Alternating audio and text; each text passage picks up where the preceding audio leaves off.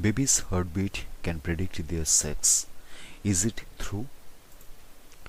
Some people believe that the rate of the fetus heartbeat, as heard during during an ultrasound scan, can indicate its sex. Research shows no evidence for this, and similar beliefs tend to be myths.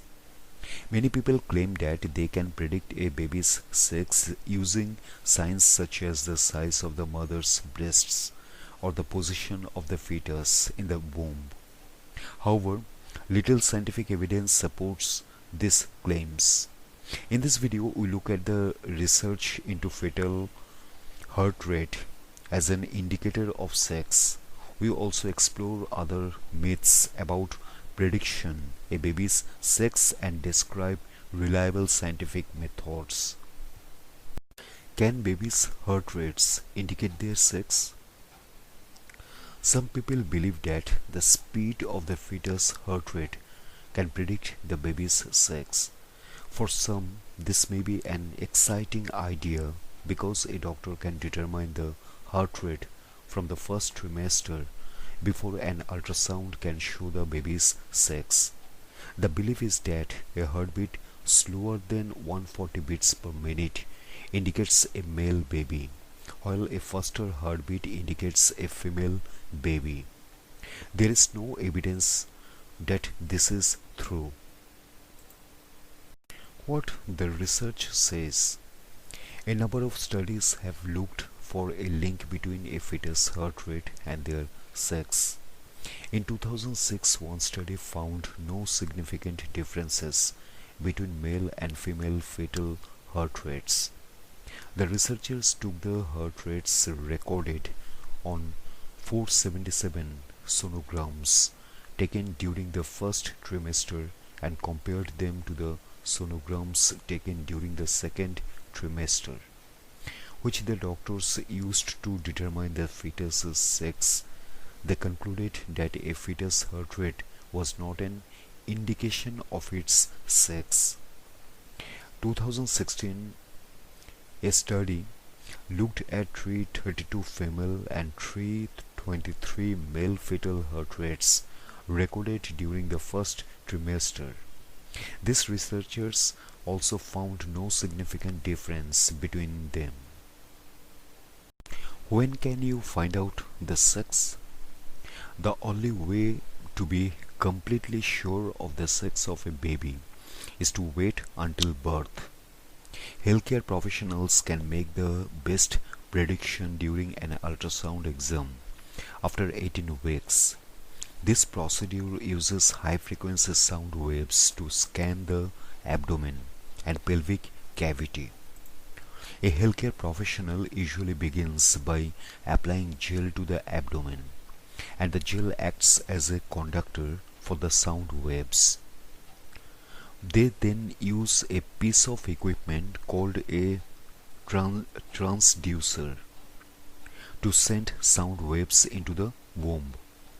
The sound waves bounce off the baby's bones and are picked up by the transducer.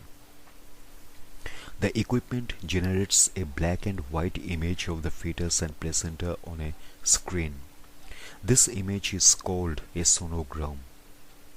Pregnant women tend to have ultrasound scans between weeks 18 to 22 of pregnancy. This scan can help the doctor to fix the due date, look for twins or triplets, check the position of the placenta, look for signs of possible complications. They may also be able to predict the sex of the baby. However, the accuracy of this prediction can be influenced by many factors, such as the stage of the pregnancy and the position of the fetus. The number of ultrasounds performed during pregnancy will depend on the healthcare provider. Doctors may request ultrasounds at different stages for different reasons, according to the American Pregnancy Association. During the first trimester, a doctor may use an ultrasound to confirm the pregnancy. confirm the heartbeat, determine gestational age. During the second trimester, a doctor may use an ultrasound to diagnose fetal malformation, confirm multiple pregnancies such as twins or triplets, check on the well-being of the fetus.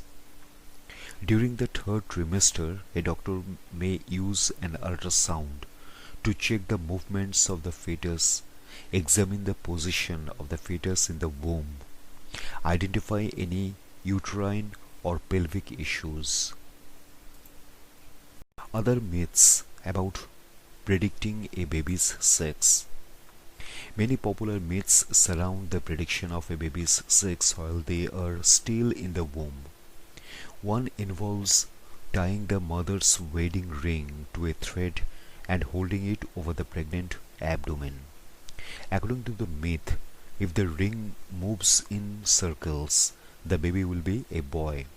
If it swings from side to side, the baby will be a girl. Some other myth-based predictions. A woman is more likely to be carrying a boy if she is carrying her pregnancy bump in front. She is carrying her pregnancy bump low down.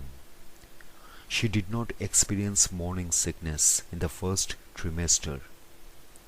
Her right breast is bigger than her left.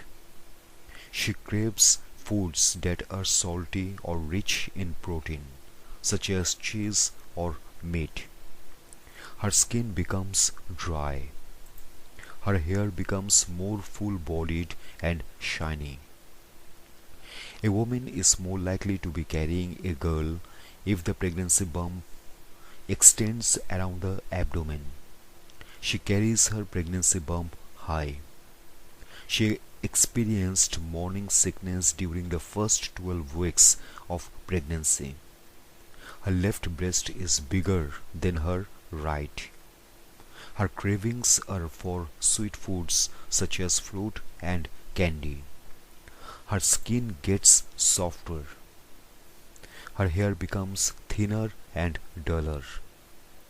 Many people enjoy toying with these theories and making predictions of their own. However, no scientific evidence supports their accuracy.